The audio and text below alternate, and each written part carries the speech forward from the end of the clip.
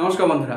এর আগে আমরা ডায়াবেটিস মেলিটাস সম্পর্কে ডিটেলসে সব কিছু জেনে নিয়েছি। আজকে আমরা জানবো যে স্ট্রেসের সাথে অর্থাৎ মানসিক চাপ বা মানসিক উদ্বিগ্নতার সাথে ডায়াবেটিসের কোনো সম্পর্ক আছে কি।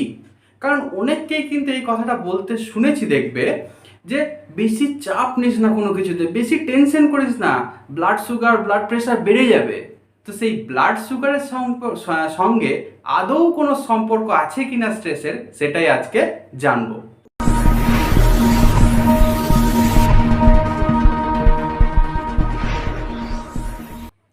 তাহলে প্রথমে আমরা দেখি যে স্ট্রেসটা আসলে কি। কারণ স্ট্রেস কি সেটা না জানলে স্ট্রেসের সঙ্গে লিঙ্কটা খুঁজে পাবো কি করে।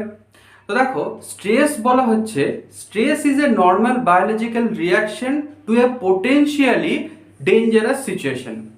অর্থাৎ কি না, কোনো রকম ডেঞ্জারাস সিচুয়েশনে পড়লে বডি যে বায়োলজিক্যাল রিয়াকশন বা যে এফেক্টগুলো দেখায় সেইটাই হচ্ছে স্ট্রেস। এবার এই রিয়াকশনটা কিন্তু ইমাজিনারিও হতে পারে, আবার এই যে সিচুয়েশনটা সেটা কিন্তু অরিজিনাল সিচুয়েশনের জন্যও হতে পারে, আবার ইমাজিনারি সিচুয়েশনের জন্য সেম রেসপন্স কিন্তু বডি দেখাবে। তো প্রথমে আমরা আগে একটা অরিজিনাল সিচুয়েশনের এক্সাম্পল নিই, তারপর ইমাজিনারি কোন কোন কেসে হয়, কিভাবে হয় সেটা দেখব। তো দেখো, একটা লোক মনের সুখে রাস্তায় হাঁটছিল, হঠাৎ করে একটা খেপা কুকুর তার দিকে তেড়ে এলো। আরে সেই খেপা কুকুরকে সে খুব ভয় পায়, অনেকেই ভয় পায়। তো সেই দেখে সে একটা ডেঞ্জারাস সিচুয়েশনের মধ্যে পড়ে গেল, এবং এটা কিন্তু একটা অরিজিনাল ডেঞ্জারাস সিচুয়েশন, এটা ইমাজিনারি নয় কিন্তু। তাহলে অরিজিনাল ডেঞ্জারাস সিচুয়েশনে যখন সে পড়লো, তার মধ্যে যে চেঞ্জ গুলো আসবে, তার মধ্যে যে রিয়াকশনটা আসবে, সেটাই স্ট্রেস। তো এই কন্ডিশনে ব্যক্তিটার শরীরে কি কি জিনিস দেখা যাবে বলতো, মানে তার শরীরে কি এমন পরিবর্তন হবে বলতো। নিজেরটা নিয়েই ভাবো না, কি হবে যে হার্টবিট প্রচুর বেড়ে যাবে হঠাৎ করে। খেপা কুকুর সামনে দেখলে স্বাভাবিক, মানে যেটা থেকে ভয় লাগবে সেটা কিন্তু স্বাভাবিক, একটা প্রচুর হার্টবিট হঠাৎ করে বাড়বে।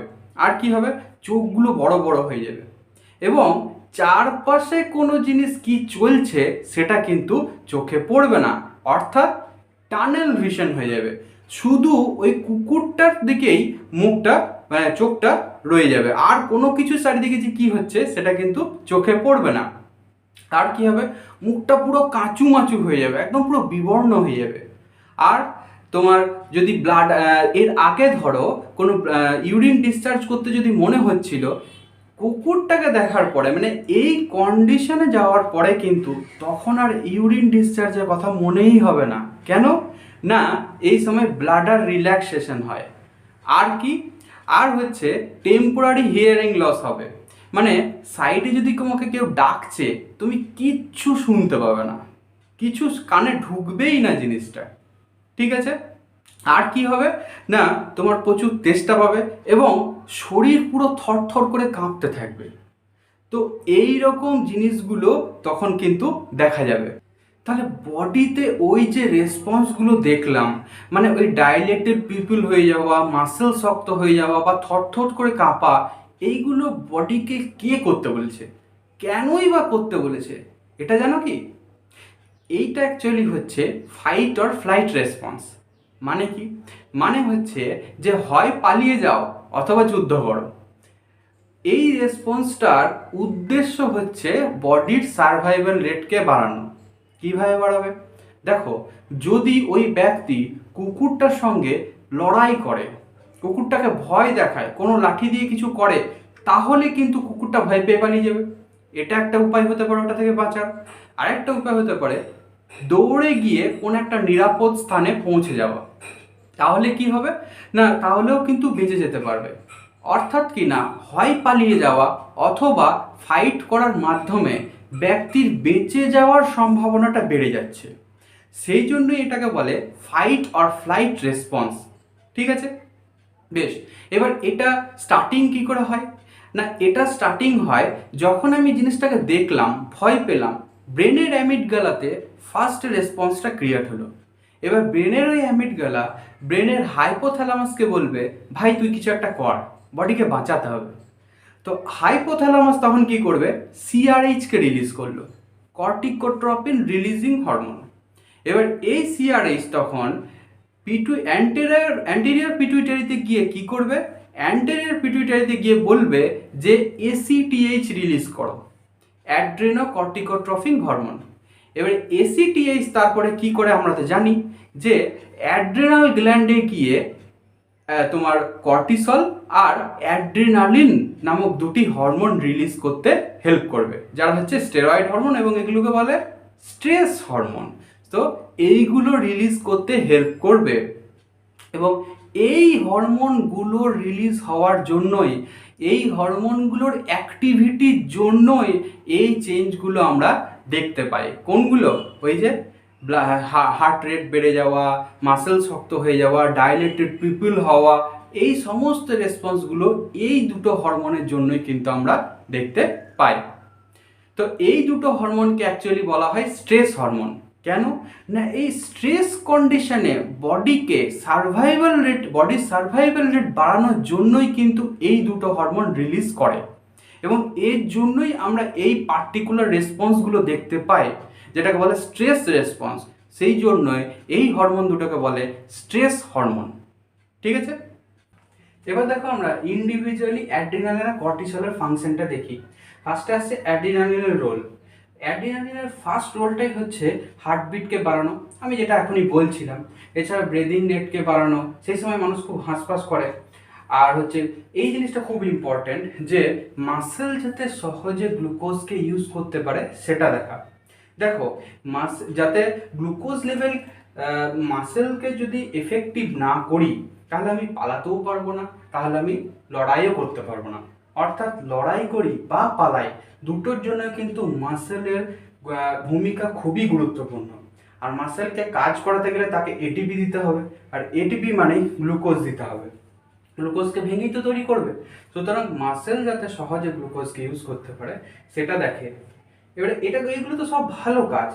লাস্ট পয়েন্ট একবার দেখো তো, ইনহিবিট ইনসুলিন প্রোডাকশন। এই জিনিসটা ইনস্ট্যান্ট ওই সময়ের জন্য ভালো হতে পারে, কিন্তু যদি প্রলংড হয়, অর্থাৎ স্ট্রেস যদি অনেকক্ষণ ধরে থাকে, তাহলে কি ভালো হবে?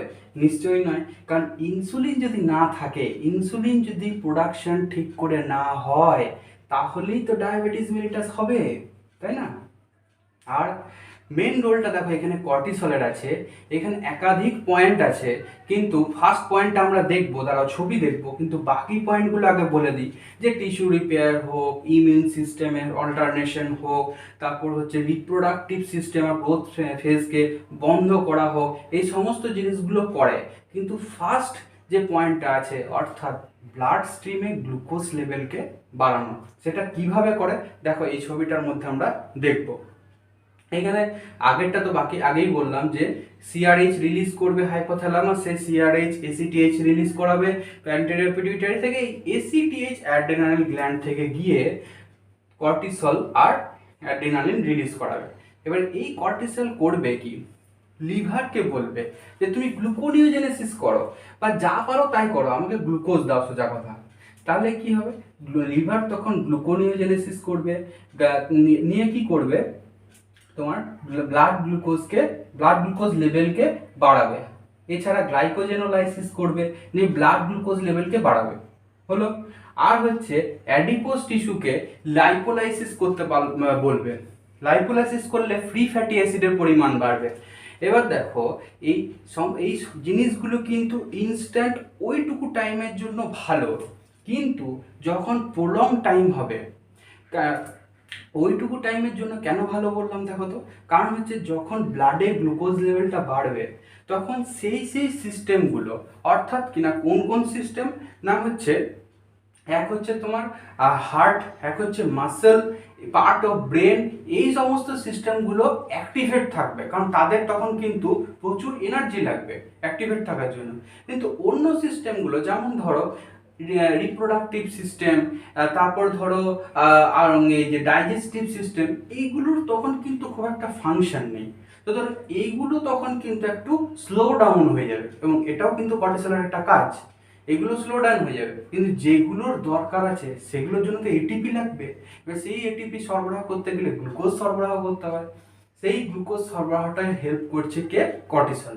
খুব ভালো কথা, আমি বারবার বলছি যে ওইটুকু সময়ের জন্য হলে ঠিক আছে, কিন্তু এই স্ট্রেস যদি প্রলং সময়ের জন্য হয় তাহলে কি হবে?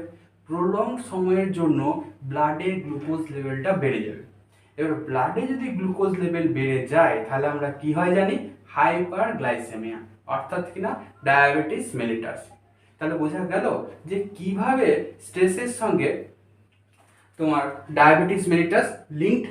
এবং দেখো ওইটাই এখানে লেখা আছে যে এই প্রলং সময়ের জন্য যদি স্ট্রেস থাকে কর্টিসল, তাহলে কর্টিসল লেভেলও হাই থাকবে, এবং কর্টিসল লেভেল যদি প্রলং হাই থাকে তাহলে weight gain, high blood pressure, এবং দেখো টাইপ 2 ডায়াবেটিস লেখা আছে, সুতরাং ওয়েট গেনের সঙ্গেও টাইপ 2 ডায়াবেটিস লিঙ্কড আছে, এবং ডাইরেক্টলি তো লেখাই আছে। তাহলে আশা করি বুঝতে পারলাম যে কিভাবে ডায়াবেটিস মেলিটাসের সঙ্গে স্ট্রেস রিলেটেড। এবার দেখো তোমরা বলবে যে এটা তো একটা অরিজিনাল ডেঞ্জারাস সিচুয়েশন হলো, সব সময় কি অরিজিনাল ডেঞ্জারাস সিচুয়েশন থাকবে? মানে সব সময় কি আমার পেছনে কুকুর দৌড়াবে? তা তো নয়। তাহলে এই ডায়াবেটিস হবে কি করে? তুমি তো বলছো যে সব সময় স্ট্রেস সিচুয়েশন। দেখো ব্রেন কিন্তু অরিজিনাল ডেঞ্জারাস সিচুয়েশন আর ইমাজিনারি ডেঞ্জারাস সিচুয়েশনের মধ্যে পার্থক্য করতে পারে না। এবং ঠিক এই জন্যই যখন ধরো বিভিন্ন ইমাজিনারি সিচুয়েশন, যেমন কোনগুলো দেখো তোমাদের সামনে এখানে স্ক্রিনে দেওয়া আছে, যেমন ধরো এখনকার দিনে সব থেকে বেশি যে স্ট্রেসটা সেটা হচ্ছে কার কারণে? না বেকারত্বের কারণে। বেকারত্বের জন্য কিন্তু আমরা চাকরির মানে ধরো চাকরি পাচ্ছি না অনেক দিন ধরে, বয়স বেড়ে যাচ্ছে দিনের পর দিন, বাবা মাকে দেখতে হবে, ঘর করতে হবে, এই সমস্ত টেনশনের জন্য একটা টেনশন, তার জন্য একটা চিন্তা। আর কি কোনো রকম ক্রাইমে কোনো রকম ফেঁসে গেলে হয়তো ধরো নিয়ে একটা ভয় থাকে যে পুলিশের খাতায় যদি নাম উঠে যায় তাহলে তার কোনোদিন চাকরি পাবো না, তো এই চিন্তাটা মাথায় সবসময় যদি চলে। আর কি এছাড়া বিভিন্ন ফ্যামিলিয়ার প্রবলেম, যেমন ধরো বিবাহিত জীবনে এখন অনেক রকম সমস্যা আসছে, সংসারের মধ্যে যদি ঠিকঠাক না চলে হাজব্যান্ড ওয়াইফের মধ্যে, বা ধরো তোমার ডিভোর্স চলছে সেটাও অনেক দেরি চলছে, এরকম অনেক সমস্যা হতে পারে, সম্পত্তি নিয়ে সমস্যা হতে পারে। এছাড়া ধরো তোমার ঘর নেই, কি করে ঘর করব, কিভাবে থাকবো, এই সমস্ত জিনিসগুলোর জন্য হতে পারে। আর হতে পারে ধর কোনো ক্রনিক ইলনেস রয়েছে, সেটার জন্য তুমি অনেক দিন ধরে জিনিসটা রয়েছে, এবারে তুমি ভাববে যে আমার জন্য সংসার হ্যাম্পার করছে, এর থেকে মরে গেলেই ভালো হতো, এই যে জিনিসগুলো এইটাও মানসিকভাবে চাপে রাখছে। এবং last but not the least, যেটা হচ্ছে যে ওয়ার্কলোড, মানে ধরো তোমার এক্সেস ওয়ার্কলোড আছে, তুমি ফুরসতেই পারছো না, একটু ফাঁকা টাইমে যে মাইন্ড রিফ্রেশ করবে, ফ্যামিলির সঙ্গে টাইম কাটাবে, সেটাও কিন্তু পারছো না, অনেক বেশি সময় ধরে তোমাকে কাজ করতে হচ্ছে, সুতরাং সেই টেনশনটাও কাজ করছে। তো এই পরিস্থিতিগুলোতে কিন্তু তোমার এই পরিস্থিতিগুলো কিন্তু তখন হতে পারে। এবার দেখো যে পরিস্থিতিগুলোর কথা তোমাদেরকে বললাম, এই সমস্ত পরিস্থিতিতে কিন্তু ব্রেন ভাবে আমার অরিজিনাল কোনো রকম ডেঞ্জার সিচুয়েশন আমি পড়েছি। এমন নয় যে আমার সামনে খেপা কুকুর এলেই শুধু ভাববে ব্রেন যে আমি ডেঞ্জার সিচুয়েশনে পড়েছি। এই সিচুয়েশনগুলোতে যে চিন্তাভাবনাগুলো সেগুলোও মানসিকভাবে মানুষকে উদ্বিগ্ন করে তোলে। কারণ আমার ফ্যামিলি ঠিক করে থাকতে পারছে কি না, হ্যান না ত্যান না, আমার বিবাহিত জীবন কেন এত খারাপ, এই জিনিসগুলোর জন্য কিন্তু মানসিকভাবে তো টেনশন সবসময় চলে, এবং এটাই তো স্ট্রেস। কিন্তু এই স্ট্রেসটা হচ্ছে ইমাজিনারি কন্ডিশনের জন্য স্ট্রেস, অর্থাৎ আমি কিন্তু সবসময় মাথায় ভাবছি, এমন নয় যে সব জিনিসটাই চোখের সামনে ঘটছে, তাই না? তো এই কন্ডিশনগুলোতেও ব্রেন সেমভাবে রিয়্যাক্ট করে, ঠিক যেমনভাবে রিয়্যাক্ট করেছিল ওই অরিজিনাল কন্ডিশনের জন্য। অর্থাৎ কি না, এই সময়েও অ্যাড্রিনালিন, কর্টিসল অর্থাৎ এই রকম স্ট্রেস হরমোনগুলো রিলিজ হবে, এবং এই স্ট্রেস হরমোনগুলোর জন্য কি হবে না, ওই তোমার ব্লাডে গ্লুকোজ লেভেল বাড়বে। আর প্রলংড যদি এই চিন্তাভাবনা মাথায় চলতে থাকে তাহলে prolonged increase of glucose in blood stream, তাহলে কি হবে? Hyper glycaemia. তাহলে বুঝতে পারলে যে স্ট্রেসের সাথে কিভাবে ডায়াবেটিস মেলিটাস পুরোপুরিভাবে লিঙ্কড, এবং ঠিক এই কারণেই সেম ওষুধ খাওয়ার সত্ত্বেও কোনো ডায়াবেটিস পেশেন্টের তোমার ব্লাড সুগার লেভেল কিন্তু ফ্লাকচুয়েট করে। যখন মানসিকভাবে পুরো ফ্রি থাকে, একদম খুব ফিট থাকে, তখন এক ওষুধ কাজ করবে, আর যখন মানসিকভাবে ঠিক নেই তখন কিন্তু ওষুধের লেভেলও ঠিকঠাক কাজ করবে না। এছাড়া একটা হেলদি পার্সনও হঠাৎ করে কোথায় উড়ে এসে জুড়ে বসার মতো ডায়াবেটিস চলে আসবে, মানে ওই তোমার হাইপারগ্লাইসেমিয়া হয়ে যাবে আর কি। তো কেন না, এই ডিউ টু এই প্রলং স্ট্রেস, এইটাই হচ্ছে মেন কারণ। তাহলে দেখো, ডায়াবেটিস মেলিটাসের সঙ্গে স্ট্রেসের যে লিঙ্কটা সেটা আমরা কিন্তু জানতে পারলাম, কিন্তু শুধু সেটা জানলেই হবে? কিছু উপায় তো বলতে হবে স্ট্রেস কমানোর। তো দেখো, ইউটিউবে সার্চ করলে তোমরা একাধিক উপায় পেয়ে যাবে, কিন্তু আমি সেই উপায়ের একটা বীজ বলে দিই যেটার উপরে দাঁড়িয়ে আছে সেই সমস্ত উপায়গুলো। আমরা অরিজিনাল সিচুয়েশনকে তো আর চেঞ্জ করতে পারবো না, মানে অরিজিনাল স্ট্রেস সিচুয়েশনকে চেঞ্জ করতে পারবো না, কিন্তু ইমাজিনারি ডেঞ্জারাস কন্ডিশনের জন্য যে স্ট্রেস, সেটাকে একটু চেঞ্জ করতে পারি। কিভাবে না, যখন কোনো রকম স্ট্রেস সিচুয়েশনে আমরা পড়ি তখন আমাদের মাথায় একটা সিনেমা চলে। কি সিনেমা চলে? হ্যাঁ, কি মহব্বতের সিনেমা চলে নাকি না কুছ কুছ হোতা চলে? না না, ওই সব কিচ্ছু সিনেমা নয়। মেন হচ্ছে, যেমন ধরে নাও আমি ব্লাড টেস্ট করতে দিয়েছি হঠাৎ করে, অন্য কোনো একটা কারণের জন্য একটা রুটিন চেক আপ করলাম, নিয়ে হঠাৎ করে দেখলাম যে আমার ব্লাড সুগার লেভেল 130 বা 140 হয়ে গেছে, যেটা কিন্তু নর্মালের থেকে, মানে ফাস্টিং সুগার লেভেলটা নর্মালের থেকে বেশি। এবার তখন আমার মাথায় চলে এলো যে আমার ফ্যামিলির কারোর সুগার নেই, আমি কোনোদিন বেশি মিষ্টি খাই না, বেশি পটেটো খাই না, তাহলে আমার সুগারটা হলো কি করে? তো এই জিনিসটা সবসময় মাথায় চলতে থাকছে। তাহলে কি হচ্ছে, সবসময় মাথায় ওই সিনেমাটাই চলছে যে আমার হলো কি করে, এবার আমি কি করব, আমার শরীর খারাপ হয়ে যাবে, আমি কিছু খেতে পাবো না, আমার অর্গান খারাপ হয়ে যাবে, এই আমি শুকিয়ে যাব, এই জিনিসগুলো সবসময় তখন কিন্তু চলছে। বা ধরো আনএমপ্লয়মেন্ট, যেটা একটা কজ বললাম, এখনকার দিনে চাকরির পরীক্ষা হচ্ছেও না, হলে ঠিকভাবে হচ্ছে না, তো এই সমস্ত জিনিসগুলো থেকে একজন অ্যাসপিরেন্ট সে কী ভাববে, আর পড়ে কি করে হবে, আর পড়ে কি হবে, আমি তো চাকরি পাবোই না। তো সেই সব ক্ষেত্রে আমি যদি সিনেমাটাকে একটু চেঞ্জ করতে পারি, ডায়াবেটিক পেশেন্টের ক্ষেত্রে কিভাবে সিনেমা চেঞ্জ করব? ধরো ইউটিউবে অনেক ভিডিও আছে যেগুলোতে সেই সমস্ত ব্যক্তিরা বলছেন যে তুমি এই জিনিস করো, মানে তুমি হাঁটো রোজ, একটা দারুণ ভালো লাইফস্টাইল লিড করো, ডায়েট একটা প্ল্যান ফলো করো, তাহলে দেখবে তোমার ঝট করে তোমার ব্লাড সুগার লেভেল কমে যাবে। তো যখন তুমি এইগুলো দেখছো, বা ধরো তোমার চেনা কারোর ডায়াবেটিস আছে, তাকে তুমি জিজ্ঞেস করলে, তাকে সে বললো যে কোনো ব্যাপারই না রে, হ্যাঁ একটু প্রথম প্রথম খাবারটা একটু কন্ট্রোল করে নে, তারপর কিন্তু দেখবি পুরো ফ্রি হয়ে যাবে, কোনো অসুবিধা থাকবে না, এগুলো কোনো ব্যাপার, তোর তা 200 নয় যে কমবে না।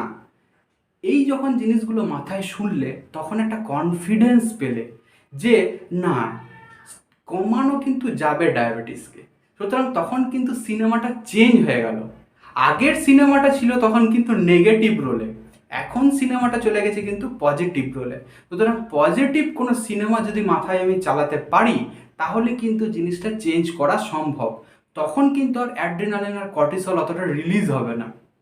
কেন না, তখন ব্রেন কিন্তু ভাববে আমার শরীর সেই স্ট্রেস কন্ডিশনে তো নেই, আমি ফ্রি আছি। যেমন ধরো আমি আনএমপ্লয়মেন্ট যেটা বললাম, সেখানে যদি আমি বিভিন্ন, যেমন ধরো ওয়েব সিরিজও আছে, যেমন ধরো রিসেন্টলি তোমার এই যে টিভিএফ এর যে অ্যাসপিরেন্ট যে ওয়েব সিরিজটা ছিল, সেখানে তোমরা দেখবে যে যে যে ইউপিএসসি ক্র্যাক করার জন্য কেউ একবারেই যে ক্র্যাক করতে পারছে তা কিন্তু নয়। অভিলাষ কিন্তু ফার্স্ট বা সেকেন্ড বার বাদ না পারলেও শেষবারে যখন টাইম এজ এক্সটেন্ড করলো তখন কিন্তু ও গিয়ে চেষ্টা করলো, তখন কিন্তু ও আইএসটা ক্র্যাক করলো। টুরপিতের মতো সে কিন্তু ছেড়ে পালিয়ে যায়নি।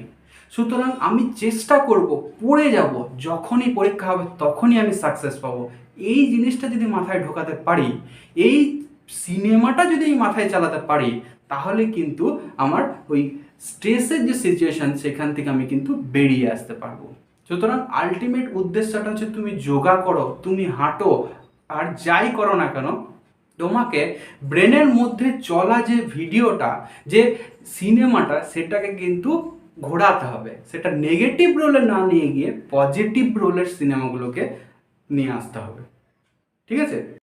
তাহলে স্ট্রেস কিভাবে ডায়াবেটিস মেলিটাসের সঙ্গে লিঙ্কড এবং প্রলংড স্ট্রেসের জন্য কেন কিভাবে ডায়াবেটিস মেলিটাস হয় সেটা কিন্তু আজকে আমরা জানতে পারলাম। এবং অনেকে যে বলে যে বেশি চাপ নিস না, বেশি স্ট্রেস নিস না, তাহলে কি হবে, ব্লাড সুগার লেভেল বেড়ে যাবে। সেটা কেন, তার যৌক্তিকতা কি, সেটাও আজকে আমরা জানলাম। তাহলে তোমাদের ভিডিওটা যদি ভালো লেগে থাকে তাহলে অবশ্যই অন্যকে জানার সুযোগ করে দিও শেয়ার করার মাধ্যমে।